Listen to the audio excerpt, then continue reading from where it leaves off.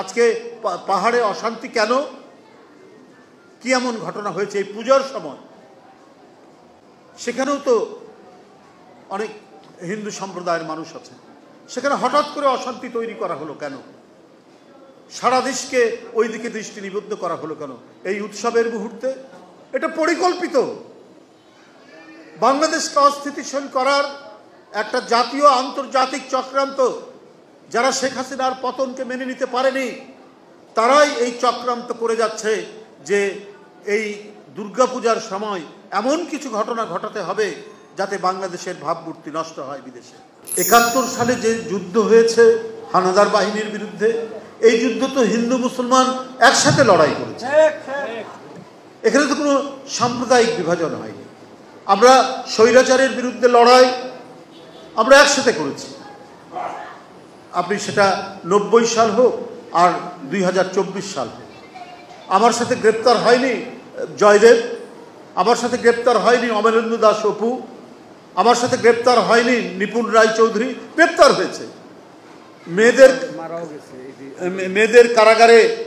আমি নিপুণকে দেখেছি, কেবল তার একটা অপারেশন হয়েছে, ওই মুহূর্তে তার ২-৩ দিনও হয়নি, ওই মুহূর্তে তাকে ধরে নিয়ে এসছে শেখ হাসিনার গোয়েন্দা পুলিশ। কত ছেলে ঢাকা বিশ্ববিদ্যালয়ের। তো আমরা তো একসাথে লড়াই করেছি গণতন্ত্র ফেরানোর জন্য, হিন্দু মুসলমান সব একসাথে। আমাদের এই অর্জন সবার, এটা কোনো বিশেষ ব্যক্তি বা দলের নয়।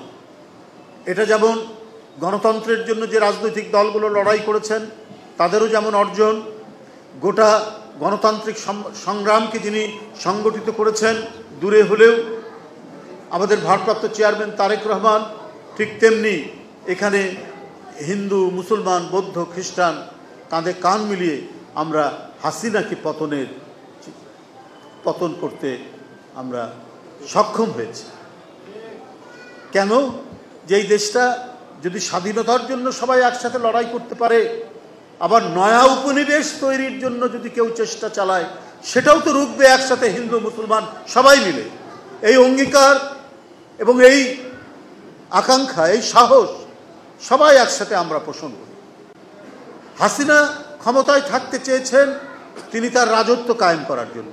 তার ছেলে মেয়ে ভাগনা ভাগ্নি এদেরকে তিনি সম্পদ দিবেন, এদেরকে টাকা করার ব্যবস্থা করে দিবেন, এদেরকে ধনী করবেন। ওটা ছিল শেখ হাসিনার একটা পারিবারিক শাসন, পারিবারিক রাজত্ব তৈরি করতে চেয়েছেন। কারণ তিনি মনে করতেন যে এই দেশটা তার বাপের এবং তার, এটা তাদের ব্যক্তিগত মালিকানা এবং এটা তাদের ব্যক্তিগত জমিদারি। এইটা দেশের জনগণ কখনোই সহ্য করতে পারেনি। এবং কোনো একটি দেশ চেয়েছে হাসিনাকে টিকিয়ে রেখে আজীবন তারা বাংলাদেশকে তাদের নিয়ন্ত্রণে রাখবেন। যে দেশের হিন্দু মুসলমান একসাথে স্বাধীনতা আনতে পারে ৭১-এ, তারা আবার নতুন করে কারো উপনিবেশে পরিণত হবে, এটা কি কেউ বিশ্বাস করতে পারে দেশের জনগণ, যে ধর্মেরই হোক? আর যারা মনে করছেন অন্য দেশে, তারা আমি মনে করি যে বোকার স্বর্গে বাস করছেন। এটা সম্ভব নয়। কিন্তু আপনাদের সবাইকে বলে রাখি, এই প্রচেষ্টা তারা এখনো করার চেষ্টা করছেন।